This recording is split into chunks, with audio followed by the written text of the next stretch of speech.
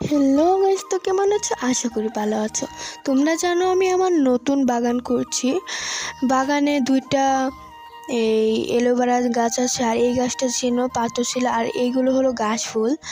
আসলে আমার বাগানে একটা ঘাস ফুল চারার মধ্যে একটা ফুল ফুটেছে, অনেক সুন্দর দেখতে, গোলাপি রঙের ফুল।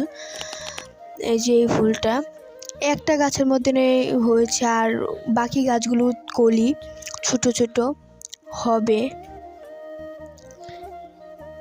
এটা আমার নতুন বাগান।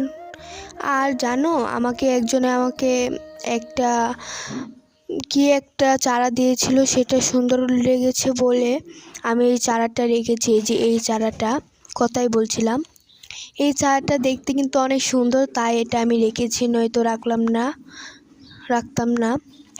এটা আমাকে একজনে দিয়েছে, এটার নাম কি এটা আমি আসলে জানি না। আচ্ছা, তোমরা কেউ যদি জানো তাহলে আমাকে কমেন্টে